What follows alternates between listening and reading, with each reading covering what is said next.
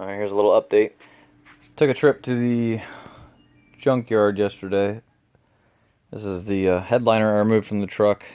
I was going to try to recover it, but I found one in the junkyard. I'll show you that here in a minute. So a couple things I scored. Well, these trim pieces I'm not going to end up needing. I thought I'd need them for the headliner.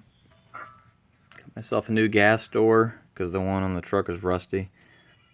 This one's just got a little scratch on it, but I got to paint it black anyway, so no big deal.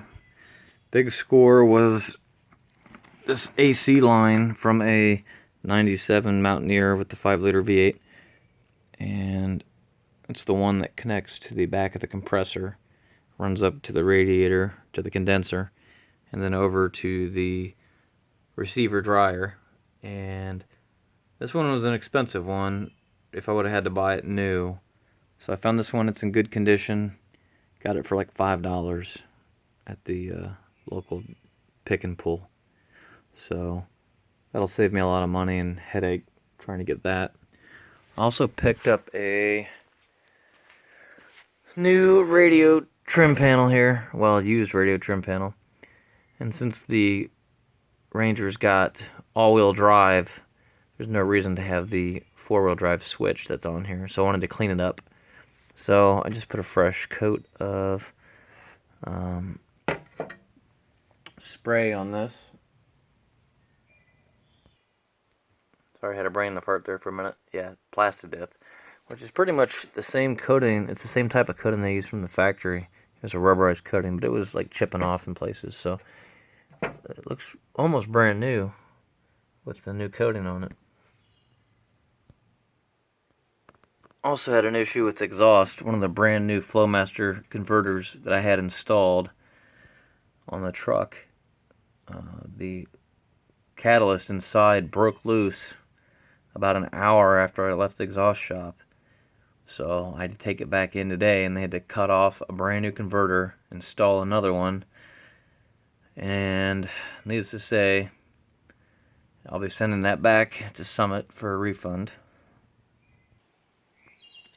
Alright, one more little project I did yesterday real quick. I had an issue with this truck. It was a Gremlin that the previous owner conveniently forgot to tell me about, which I'm sure he knew about. And that was that there's a short in the security system, the factory keyless entry / security system. So depending on what kind of bump you hit in the road, the horn would start going off and the lights would start flashing. And I looked it up. There's a lot of discussion on what causes it, etc. But I figured it out because I finally found the security module, which for those of you who don't know, it's back here. You have to take the trim off, and it's down in here, and there's 2 wiring harnesses going to it, at least on my 95. And with the system disarmed, I was able to just unplug both harnesses and completely disable the factory security system. Problem is that disabled the factory keyless entry. But lucky for me, I had a spare code alarm system still in the box in the garage. And the nice thing is, since I didn't need to hook up any of the, it's not an alarm, there's no fancy features, no remote start. I was able just to tie into the wires right in here, power, ground, and then it's a negative trigger for the lock and unlock. So it just took me literally 20 minutes to install keyless entry back into the truck. So here's where we're at. Got a new headliner from a junkyard for 98 Ranger. The only difference is it's just a hair darker, but it looks really good. It looks brand new. I got it for $17. So considering these are going for over $300 aftermarket, I think I did pretty good on that.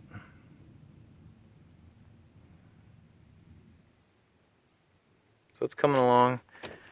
Got some cheap covers for the seats to cover up the ugly leather. And like I said, we got the headliner installed. All I'm waiting on now is a dome light I ordered on eBay to replace the broken one that was there.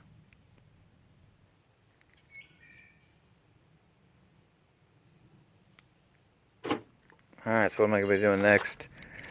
Next thing I'm going to be doing is I have a airbag code for my front right sensor, and it's all rusted out, and the code that it's given is that it's lost connection to ground, so I think that's just due to the rust. So while I was at the junkyard for $3, I was able to pick up from a 96 Ranger. It's the exact same sensor, passenger side airbag sensor. So it's gonna be my next quick project is take the grill off, pull that old sensor out of there, make sure there's a good ground connection for the new one, and see if I can clear the airbag code and get the restraint system back in working order. Alright, so until next time, just my latest update on Project 50 Ranger.